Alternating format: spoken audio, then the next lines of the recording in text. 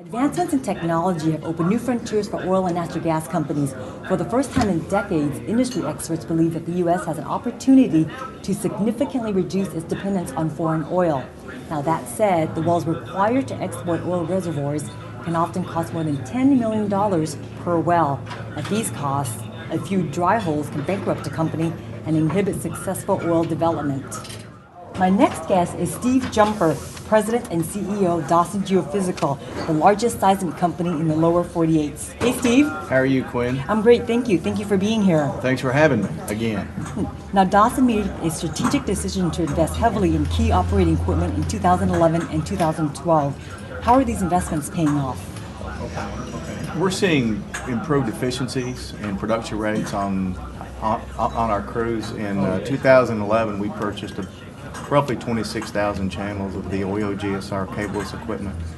Moving into Q1 of 12, added 22 INOVA energy source units, and so that's brought our equipment base to about 160,000 channels, over 14 crews, 169 vibrator energy source units company-wide, and so what we've seen is improved efficiencies and production rates utilizing particularly the cableless equipment. Now, a few weeks ago, you reported fiscal first quarter 2012 results. Normally, your company has to manage operations while dealing with hunting season and harsh weather conditions that could delay projects. Despite all these issues, you still managed to grow revenues and report solid earnings during the quarter. What led to your success? You know, Q1 of every year, we're a September 30 fiscal year end. So our Q1 is a December 31 quarter. Typically, it's our most difficult quarter for the very reasons that you mentioned. In addition to the hunting season and weather delays, we end up with shorter days and you know, just a tougher overall operating environment. Not to say that we don't suffer those same issues year round. We're always subject to those things, but Q1 is our toughest. We're very proud of our Q1 12 results. Despite all these issues, we've seen improved contract terms all across the sector. We've seen improved efficiencies and utilization rates, which we've already talked a little bit about. We redeployed 2 crews in fiscal 2011, bringing our crew count to 14. And so what we're seeing is all the fundamentals of our business pointing towards improvement on a go-forward basis. We still have some work to do. We still got some things to work through, but I think our company and our people have done a great job putting us in a position where we are today. Now, you mentioned crew count. You are currently sustaining 14 data acquisition crews during the majority of 2012. What percentage of these projects are oil-weighted, and do you foresee any issue with your natural gas projects, given the current natural gas prices? Well, Quinn, we've talked probably for the last 6 or 7 quarters about a shift from our natural gas projects into the oily projects, and it's been a trend that we've seen coming. It's been a slower developing trend than I'd originally thought, maybe when we were here a year ago having these discussions. We have, of the 14, 13 of them are in oil or liquid-rich plays right now, primarily in the western part of the U.S. We have 1 crew still operating in the Fort Worth Basin, the Barnett Shale area. We have some projects back in the Marcellus, and so what's interesting about this development that we're in right now is it's almost a flip of where we were in 2004 and 2005 when we had the shift from oil and natural gas. We're slowly moving our way back. Natural gas projects, we're still seeing requests for proposals, particularly back in the Marcellus. Activity is not what it was, you know, certainly 2-3 years ago, but we're seeing steadily increased demand in all of our oil and liquid-rich plays, particularly western part of the U.S. And how has the seismic space evolved over the past few years? You know, we're seeing increase in demand for channel count. I don't think that's anything that's new. When I was first started in this business 27 years ago, an average crew was about 120 channels.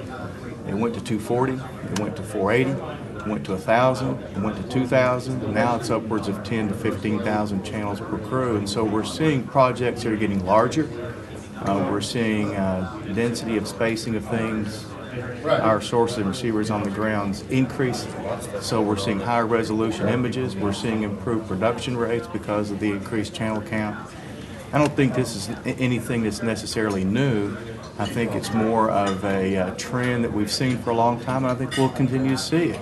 A lot of it's improvement in technology base, improved hardware, improved computer technology, improved electronics, and so we're learning how to handle this improved channel count.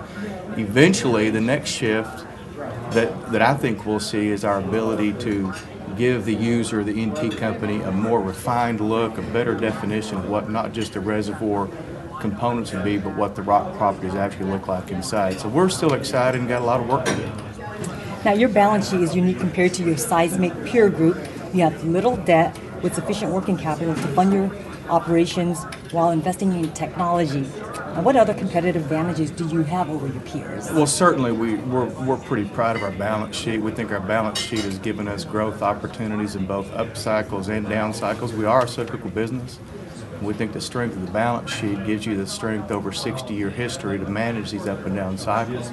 But if you back out behind the balance sheet, I think you have to get to the equipment base. Obviously, we have 14 crews and 160,000 channels, 169 vibrator units, so we have a huge asset base in the U.S. We have a great brand name, been around 60 years. It's a brand name that's recognized by reputation as a company with integrity, with quality, with honesty, with giving a value-added product to their E&P companies. And I think that's a tribute to our people. I think our people truly are our greatest asset. We have people who've been with us a long, long time, either with our company or in the industry. We have a wealth of operational and technical expertise, and if you roll all that together and you look at the increased demand of where we are in the U.S. cycle right now, I think our future looks bright. We've got a lot of work to do, but we're working on it. We'll get there. Well, Steve, it's always a pleasure to have you here with us, and best of luck to you in 2012. Thank you, Quinn. Steve Jumper with Dawson Geophysical. I'm Quinn Nguyen for OilAndGas360.com.